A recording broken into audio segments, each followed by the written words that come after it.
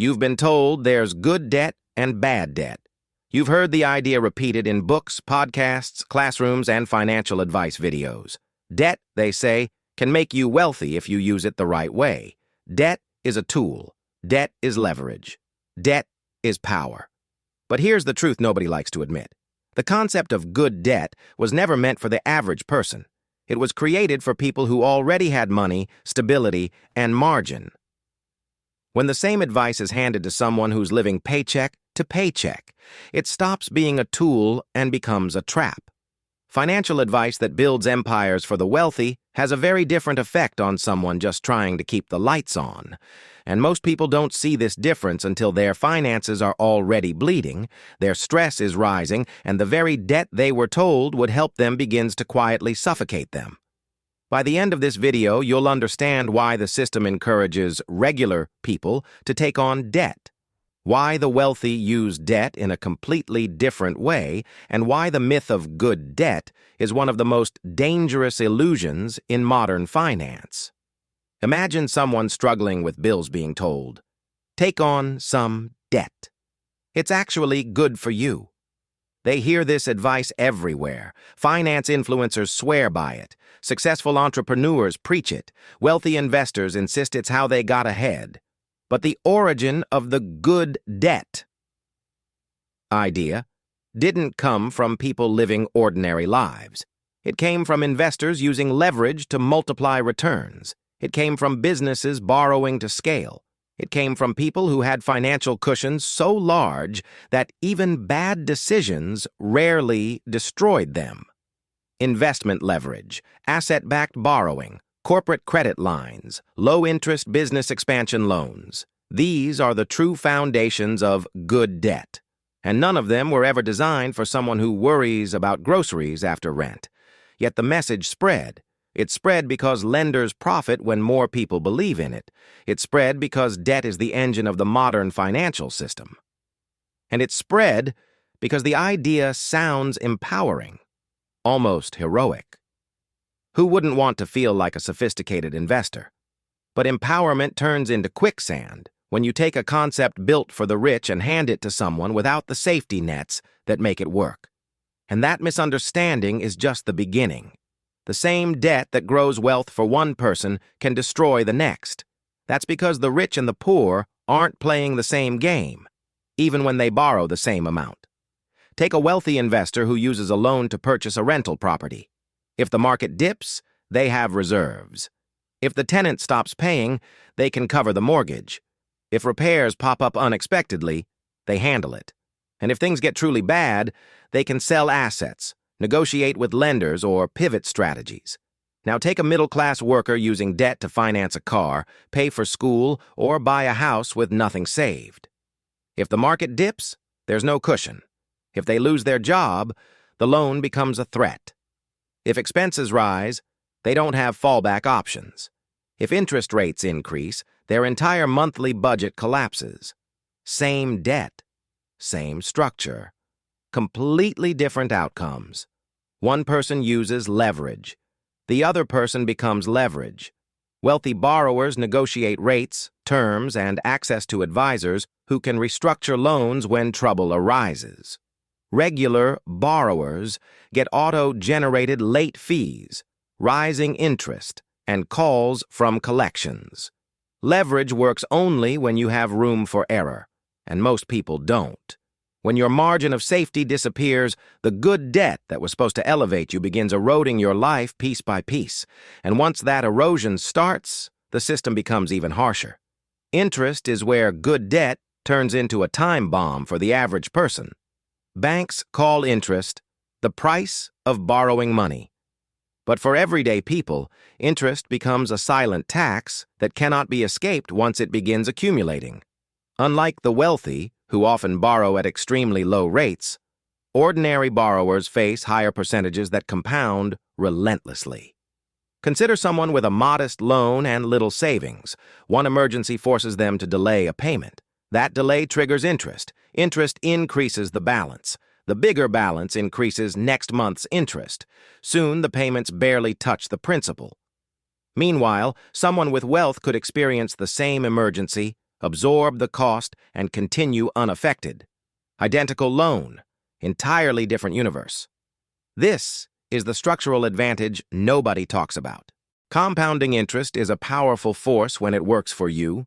It's a wrecking ball when it works against you. Lenders design repayment schedules to extract maximum value from people who have the least flexibility.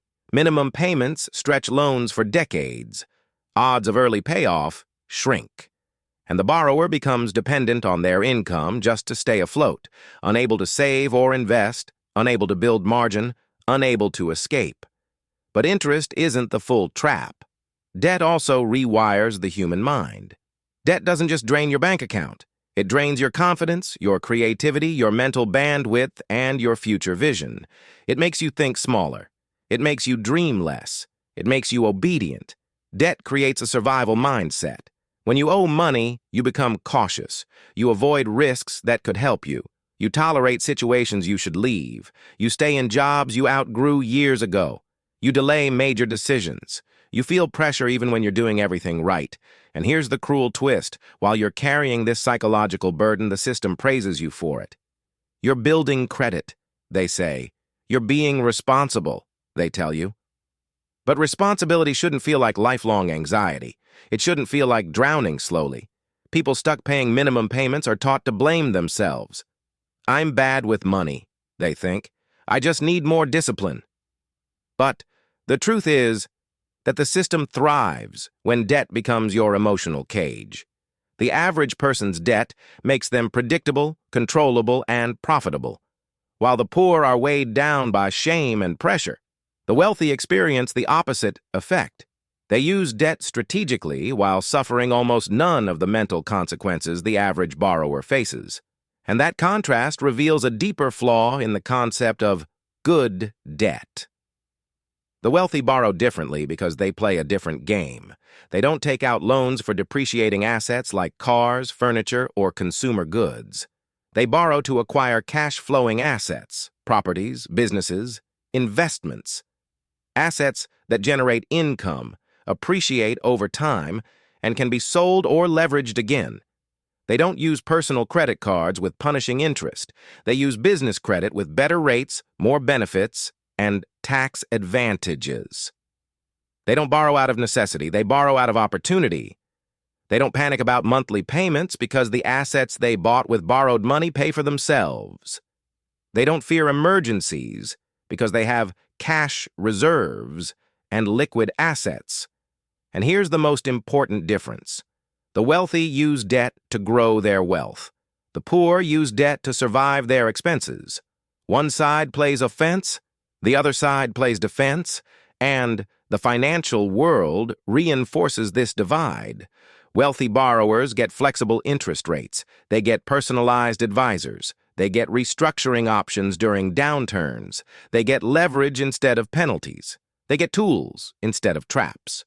Meanwhile, the poor get high APRs, rigid terms, and painful consequences for even minor missteps. This discrepancy is not an accident. It's structural, and it explains why society keeps selling the idea of good debt to people who won't benefit from it. Because the more people believe in the myth, the more powerful institutions gain. The system pushes debt because debt-dependent citizens serve its interests. Banks profit from interest payments. Their entire business model depends on people owing money, not owning assets. Governments rely on consumer spending to keep the economy alive. Debt increases spending, even among people who can't actually afford it. Corporations thrive when people constantly upgrade, replace, refresh, and resubscribe. Debt fuels this cycle by giving consumers the illusion of affordability. The idea of good debt is marketed as empowerment, a badge of financial intelligence, a sign that you're playing the wealth game. But in practice, it functions as containment. When people borrow heavily, they work more. They question institutions less. They become more dependent on stable income. They become easier to predict and easier to control. Debt keeps the economic engine running. Debt keeps the poor obedient. Debt keeps inequality stable. And nowhere is this more visible than in the way society praises debt as a normal part of life while quietly punishing those who try to escape it. But escaping debt isn't even the point. The system doesn't want you to escape. It wants you to believe you should use debt like the wealthy, without ever giving you the conditions the wealthy have. Debt becomes good only when you control it, not when it controls you. For debt to become leverage, you need 4 things: stable income, cash reserves, investment knowledge, risk buffers. Wealthy borrowers have all 4. They don't fear volatility. They don't face budget collapses when an emergency hits. And they don't use loans for expenses. They use loans to acquire wealth-producing assets. The average borrower has none of these safety nets. They're told to behave like investors in a system that treats them like liabilities. Finance books tell people to use other people's money, but forget to mention that other people's money comes with rules, and those rules are written to benefit the lender, not the borrower. People are encouraged to buy homes they can barely afford, to take student loans without understanding interest, to use credit cards for points while paying double-digit APR, to finance cars because everyone does it, to take personal loans because there's no shame in borrowing. This is how the myth spreads. Not through logic, but through normalization. Debt becomes part of the culture, part of adulthood, part of identity. Soon people stop questioning whether debt is good. They only ask how much they can qualify for. But there's a final truth the system hopes you never realize. Advice meant for the wealthy becomes destructive when blindly applied to ordinary people. The idea of good debt isn't entirely wrong. It's just incomplete. It works only under specific conditions that most people don't have. When those conditions aren't met, good debt turns into lifelong burden. The system encourages borrowing not to elevate the poor, but to extract from them. Not to empower, but to entangle. Not to build wealth, but to stabilize the machine. The trap works because it feels like progress. It feels responsible. It feels intelligent. It feels like the right move. Until it isn't. Understanding the difference between strategic leverage and survival debt is the difference between building a financial life that grows and one that constantly drains. It doesn't mean avoiding debt forever. It means knowing exactly who benefits from the loan you're about to take and making sure it's you. Because once you see the truth behind the good debt myth, you stop letting the system dictate how you build your future. You stop borrowing like the world tells you to.